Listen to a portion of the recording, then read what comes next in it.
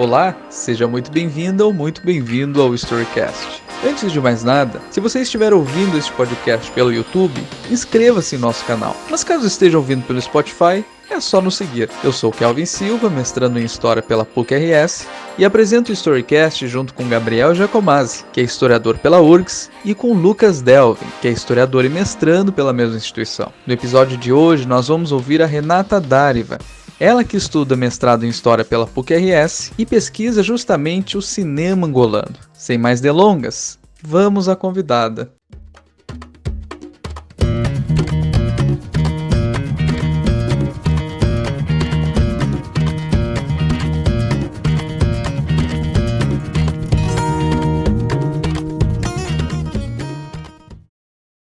No episódio de hoje, veremos a respeito dos cinemas africanos e as suas utilizações em sala de aula. Primeiramente, o que são cinemas africanos? Muito do que se conhece da cinematografia africana surgiu no decorrer dos anos de 1960 ou mais tardiamente de 1970, como é o caso de Angola e Moçambique. Essas cinematografias estavam atreladas a questões como a descolonização da mente através da imagem, onde, em linhas gerais, buscava-se romper com os inúmeros estereótipos do e sobre o continente africano através da imagem, criando assim novas linguagens das Áfricas. Entretanto, essas cinematografias muitas vezes apoiaram regimes monopartidários, como é o caso de Angola e de Moçambique, através de regimes como o do MPLA e da Frelimo, respectivamente. A respeito do assunto, indicamos a obra de Alessandra Meleiro, Cinema no Mundo, Indústria Política e Mercado, do qual o primeiro capítulo busca avaliar essas questões. É importante se destacar que, em alguns países, o pensar fílmico não está vinculado necessariamente ao processo da independência e descolonização, como é o caso do Egito e da África do Sul, por ainda estar num período de apartheid. Mas afinal, o que são cinemas africanos? E ainda é necessário diferenciar os filmes que são produzidos em território africano daqueles que falam sobre o continente. No caso dessa segunda cinematografia, muitas obras ainda carregam diversos estereótipos vinculados aos múltiplos legados coloniais, como é o exemplo de filmes como O Último Rei da Escócia, Diamantes de Sangue, O Rei Leão, do qual é um impasse musical bastante interessante que pode ser verificado através de uma série da Netflix chamada O Rei Leão e o Músico Esquecido. O professor Silvio Marcos Corrêa de Souza destaca ainda que sabemos muito sobre as cinematografias francesa, italiana, entre outras, mas não temos o mesmo cuidado com o continente africano, onde muitas vezes ainda é visto como um grande país. Nesse aspecto, os cinemas africanos podem ser utilizados em sala de aula tanto na sua totalidade como através de fragmentos das suas obras para uma primeira aproximação dessas múltiplas Áfricas. Contudo, os cinemas africanos também podem ser utilizados para o ensino de história, para o ensino de história da África, assim como em projetos interdisciplinares com diálogos através da geografia e do ensino da língua portuguesa, por exemplo. Com a crescente demanda de plataformas de streams, como é o caso da Netflix, Vimeo, Telecine, entre várias outras, muitas dessas cinematografias têm se popularizado. Plataformas como a Iroko TV têm difundido o cinema nigeriano através do continente. Moçambique atualmente também está tecendo uma plataforma de streaming. Muito dessas cinematografias africanas contemporâneas ainda depende de financiamentos de países estrangeiros, em especial dos Países Baixos e do Canadá. Nos cinemas africanos de língua portuguesa, muito desses incentivos vêm de Portugal, onde há balanços como o realizado pela pesquisadora Caroline Ferreira, que traz um pouco dessas questões na obra África, um continente no cinema.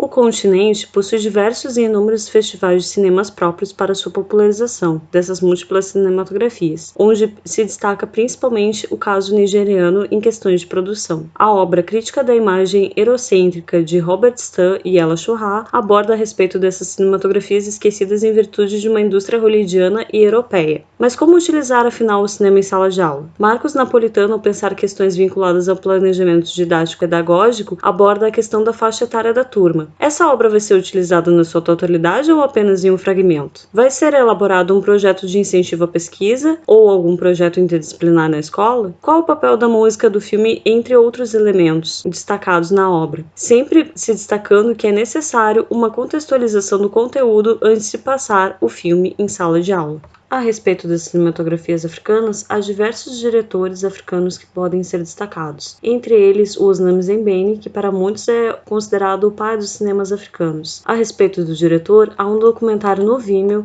chamado Zembeni, o pai do cinema africano, onde é possível alugar essa obra. Osnam Zembeni tem o trabalho A Garota Negra, tradução para o Brasil, né, que tem sido uma das principais obras do diretor. Além de Zembeni, há diretores da Mauritânia como Medjondo, tem autores do Senegal como Djibril Diop Mambéty, que elaborou filmes como A Viagem da Hiena, Idrissa Drogo, com o filme Yaba, Cissé, do Mali, que tem obras bastante interessantes como Barai de Muso, e diretores como Dani Koraté, de Burkina Faso, através do filme Keita, o Legado do Griot. Sissako, da Mauritânia, também tem traduzido muito cinemas africanos, produções de cinemas africanos. Entretanto, há um embate sobre o diretor justamente por muitas vezes recorrer a incentivos financeiros de outros países. Do diretor, vale a pena destacar obras como Timbuktu e Bamako.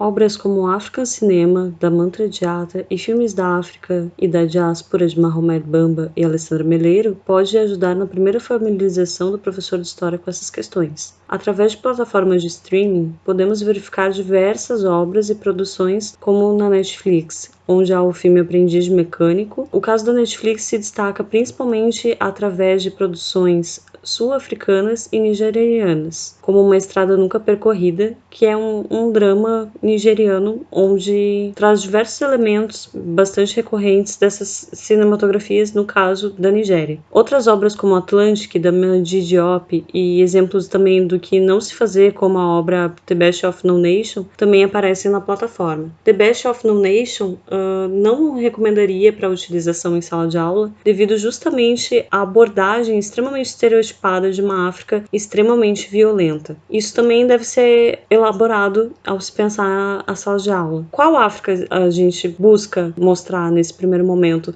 O estereótipo de uma África ou várias Áfricas violentas, onde há apenas guerra, miséria e fome, ou outros vários elementos desconhecidos? Eu indicaria ir para o caminho dos vários elementos desconhecidos para depois se falar de problemas, né?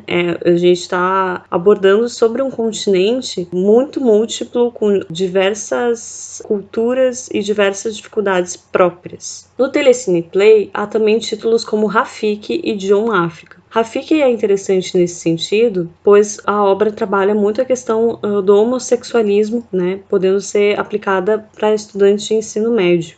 As dificuldades das duas meninas de viverem o seu amor livre e as questões das suas famílias tradicionais falam muito ainda sobre os problemas de cidadania, não presentes apenas em território africano, mas no mundo todo. Então seria bastante interessante o caso dessa obra para aplicação de projetos vinculados às questões de cidadania. O caso da Netflix ainda se torna bastante interessante na popularização dessas cinematografias, principalmente por atualmente coproduzir obras e projetos como Made in Africa, que estava disponível no mês de maio de 2020. Na plataforma também vai estrear o primeiro filme moçambicano chamado Resgate, no dia 1º de julho. Essas cinematografias africanas, como eu disse anteriormente, muitas vezes estavam vinculadas a projetos monopartidários, como no caso de Angola. Em Angola, a guerra anticolonial começa em 1961 e ela vai perpetuar até 1974 com a Revolução dos Cravos. A partir da Revolução dos Cravos vai abrir o processo do Acordo de Alvor, que pretende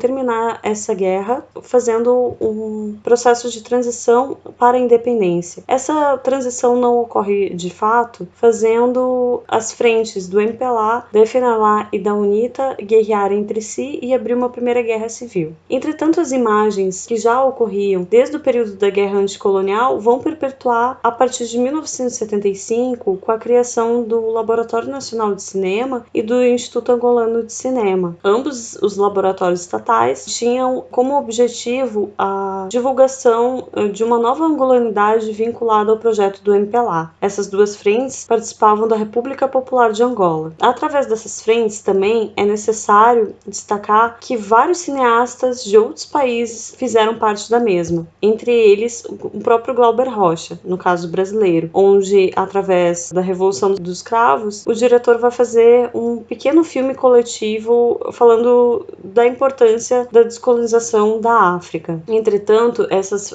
frentes transnacionais tinham diversos olhares sobre o que deveria ser esse primeiro cinema socialista. Teve equipes francesas, equipes italianas, equipes cubanas, entre diversas outras. Esses aparelhos estatais vão começar o seu declínio no final, na verdade, dos anos de 1980 e principalmente no decorrer do início dos anos 90, já com o estabelecimento de uma Segunda Guerra Civil. Com o término da guerra pós-eleitoral em 2002, novas estruturas fílmicas vão surgir no país, não necessariamente vinculadas a antigas estruturas do MPLA, mas, entretanto, vários elementos ainda são presentes nessas obras. É importante destacar também que nos anos de 1990, com a popularização dos computadores, vai surgir uma nova forma de pensar os cinemas em Angola. Esses cinemas são vinculados a cineastas dos MUSECs, que seria correspondente às periferias brasileiras. Atualmente, podemos destacar em Angola diversas obras, destacando principalmente a produtora Geração 80. Da Geração 80, a obra Independência, onde traz uma análise exaustiva da questão das independências em Angola, através de relatos de história oral, e também um filme que recentemente estreou em festivais online, que é o Ar-Condicionado. Ar-Condicionado é um filme de suspense, meio terror, que analisa um pouco as questões das memórias através de elementos do ar-condicionado, digamos assim. Bastante interessante também de ser assistido para essa primeira popularização. Das cinematografias dos MUSECs, podemos destacar obras como Edré da Serangolano, que traz todo um trabalho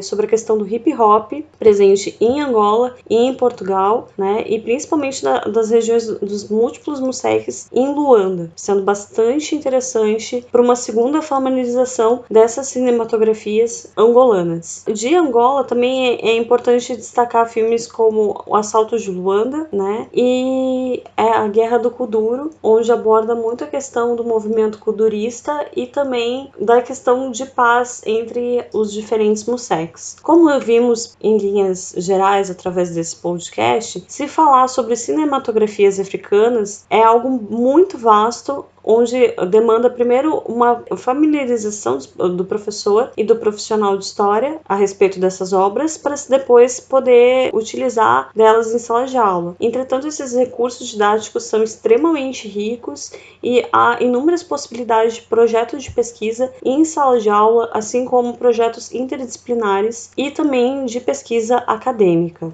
Além das obras já destacadas, gostaríamos de destacar Marc Ferrot, ainda vinculado à Escola dos Análises, através da obra Cinema e História, onde há vários debates sobre a utilização do filme e a sua possível utilização em sala de aula. Mônica Almeida Cores, através do artigo Cinema e História, um debate metodológico, onde a autora traz um debate justamente entre a concepção de cinemas e usos fílmicos entre Marc Ferrot e Pierre Sorlin. Valentim Mundimbe, com a obra A Invenção da África, Gnose, Filosofia e Ordem de Conhecimento. Mundimbe é interessante, pois traz o conceito de biblioteca colonial, né, onde há várias coisas que podem ser suscitadas em relação aos cinemas africanos, apesar do seu trabalho não ser sobre a questão imagética. E recentemente a professora Carmen Lúcia de Dó Seco realizou uma coletânea de pequenos ensaios chamada Pensando no Cinema Moçambicano, do qual existe o volume 1 e o volume 2. Como falado recentemente, há diversas cinematografias africanas, há diversas obras para se pensar os cinemas africanos, tanto obras fílmicas como obras escritas, então há muita multiplicidade e sempre é necessário avaliar o contexto de produção desses filmes, o contexto histórico dos países, né, por quais esses filmes foram produzidos, se esses filmes falam sobre a independência ou descolonização desses lugares, entre vários outros elementos. Então, sempre que se utilizar cinemas africanos em sala de aula, é necessário essa primeira contextualização, né? Atualmente, como dito, existem várias plataformas que facilitam a aproximação do professor de história e também essa aproximação para pesquisa em sala de aula, sendo uma fonte riquíssima para trabalhos tanto de história, tanto interdisciplinares. Gostaria de agradecer a todos por essa oportunidade e até mais. Muito obrigado por ouvir o 13º episódio do Storycast. Se você gostou, compartilhe-o, assim estará ajudando o crescimento de nossa página. O tema da próxima semana será História do Café. Um grande abraço a todos.